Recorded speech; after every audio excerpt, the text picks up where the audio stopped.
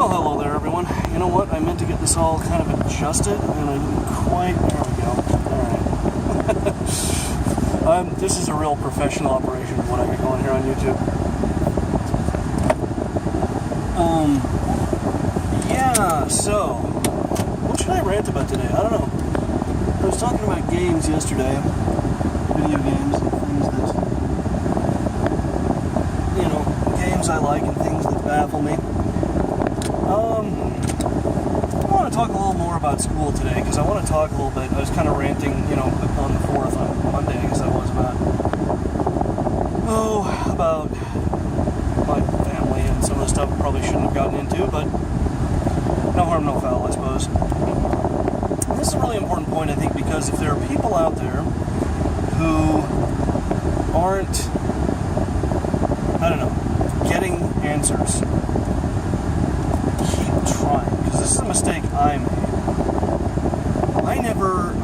I didn't differentiate between adults, an adult was just an adult. I didn't see them as individual people.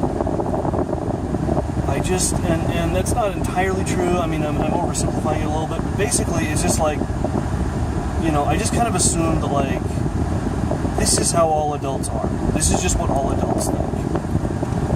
As you might imagine, you can't really characterize all adults in any meaningful way any more than you can characterize all children in any meaningful way. So, one of the things that I think some people kind of understand this, but you just keep trying. You may go talk to your parents or one of your parents and get an answer that doesn't make a lot of sense. And you talk to your other parent and it still doesn't make a lot of sense. And you talk to one of your teachers and it doesn't make sense. And you talk to one of your guidance counselors and it doesn't make sense. Keep trying. And don't waste time on adults who shut you down. If adults want to scream at you or tell you, well, you're just a lazy little shit who doesn't want to do any work, just kind of yeah, okay. Move on to somebody who's willing to talk to you in more concrete ways about, well, here's a specific thing I can see you doing that I think you could do better, that I think you could do differently. Right? I remember, when I was in school, attitude was a really big thing. And the problem with attitude, it doesn't mean anything.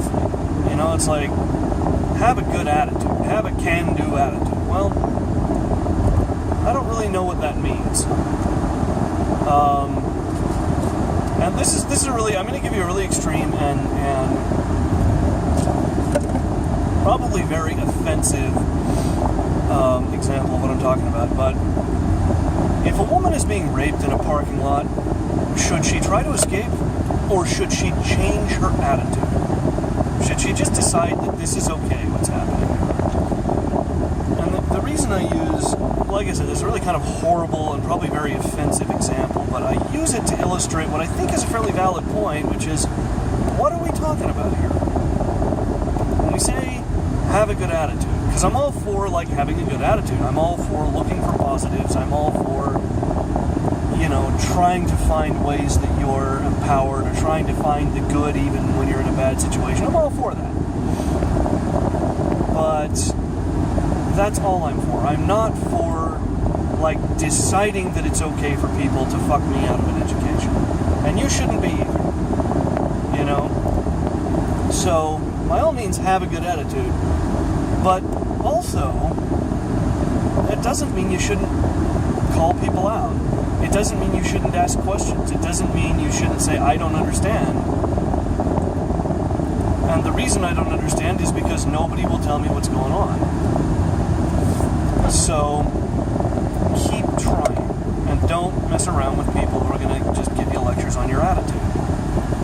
Your attitude sucks. You've just decided that you don't want to have a good attitude. You have a really bad attitude about school. Well, maybe you do have a bad attitude about school. But maybe you have a bad attitude because you don't know what you're doing there.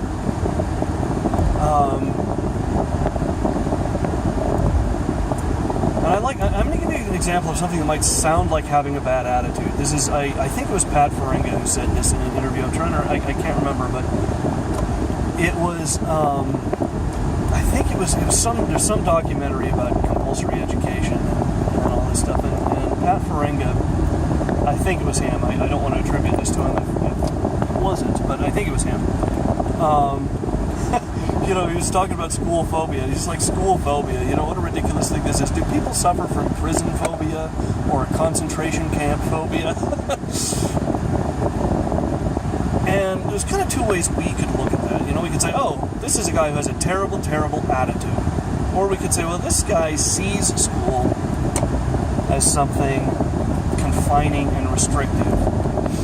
And if I don't see it that way, then what I need to do, and this is an important point for adults, this is my advice to adults, is talk to people about how you do see it. You say, well, I don't see school as something restrictive and confining. I see it as something empowering and enriching. And here's why I see it that way. Here's how I think it can be that. And as a kid, you should be looking for people who are going to talk to you more about that. And talk to you more about, here are things you can do, very concrete, specific things you can do, behaviors you can change. And, for all of you watching, all three of you, or however many there are, I don't know. And 3 actually sounds optimistic given some of my view history, but anyway. I don't know what problems you might be having in school. I don't know what problems you might be having with the school system. I don't know what your particular challenges may be that you have to face. But somewhere out there is somebody who can help you. And that person is not going to be talking about your attitude. That person is going to be talking about action that you can take, meaningful action, clear, specific action that you can take to improve your situation. Okay? And they'll be talking to you about ways for you to find help and resources that are available to you that might make school more manageable, and places you can go if you're being bullied, and places you can go if you're being abused at home. And that's the way you kind of want to start thinking about school. And again, I talk at length about this because it's a thing I didn't do. It's a mistake I made was I didn't keep reaching out to people. Because a lot of adults, particularly in school, I think this is particularly true in schools, like your English teacher probably knows a lot about English. If you're really struggling with grammar, or you're really struggling with sentence structure, or with spelling, or with interpretation of literature, your English teacher might be a good person to help you. But if you're struggling in algebra, your English teacher may not be able to help you. And guidance counselors too. I feel like there's a lot that's sort of put on guidance counselors that they're kind of supposed to be.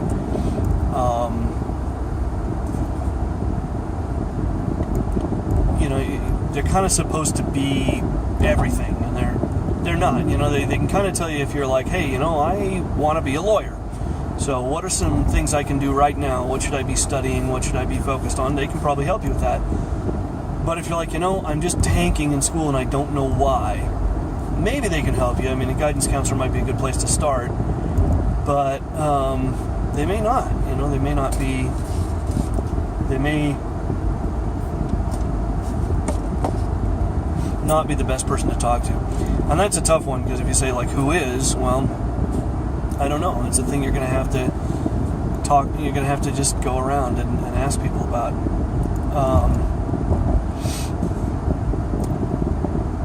So my point is, always take everything with a grain of salt, including everything I say, by the way, because I'm a pretty long damned away from perfect myself, but always take everything with a grain of salt. And understand that, some adults want to help you and don't know how, and so they won't do a very good job of it. Some adults genuinely don't want to help you. Some adults want to help you and do know how. And it really is kind of a matter of stumbling around, talking to different adults until you find the ones that can And it's not always going to be the same one. This is another important thing. You might be talking to one of your teachers about something and go, oh, this guy really knows what he's talking about. So you talk to him about something else, and nope, he doesn't. He knows nothing about it. Totally clueless. Totally in the dark. So then you're going to have to seek it out from somebody else. Whatever it was you were hoping to ask him about, you're going to have to get from somebody else. And it's a tough thing. It's a tough thing to be able to do.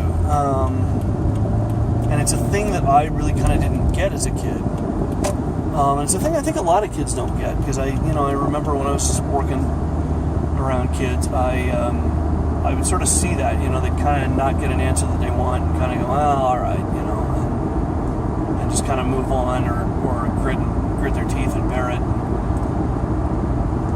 And I'm sure sometimes I was the guy that they'd go to and I wouldn't give them a meaningful answer, or I'd give them the best answer I thought I could, but it wasn't a really good one. I'm sure that I was that guy sometimes.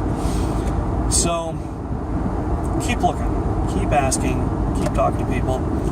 God, anymore, online. That's the thing that's so incredible to me about the internet. You can just kind of, I don't know where you go to bitch about school or whatever, but I'm sure there is a place. I'm sure there's some kind of online forum or something. And there's certainly YouTube videos you can watch about people. I mentioned Pat Ferenga, but he's got a YouTube channel, and he's got a bunch of old John Holt videos and stuff on there. And some of those could be kind of useful to people who are maybe thinking about school in a slightly different way than say, my parents thought about it. I was going to go up to Subway. I was kind of not thinking about that, and I need to start thinking about it.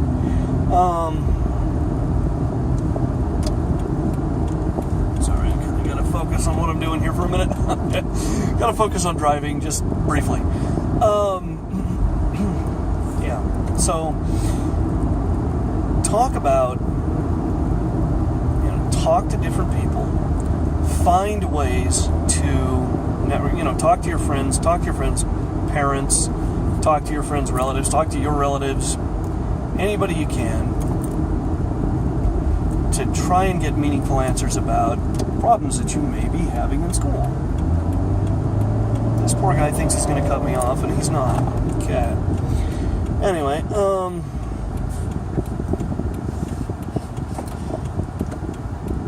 I had a real tendency when I was a kid to just kind of, for example, in the great state of Utah, we have 7 class periods in a day, not 6.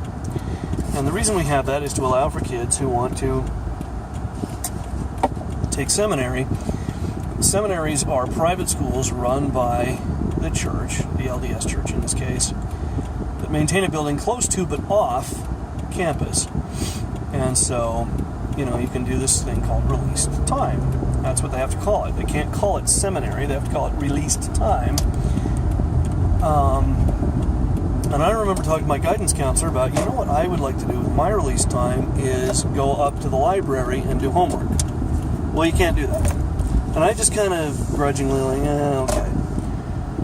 Anyway, and I didn't, push the issue, but I should have, because if I had really had that fight, that's when I might have been able to win. So, that is my advice to you, and that is going to do it for today. I'm going to get some dinner, and I will see you tomorrow night.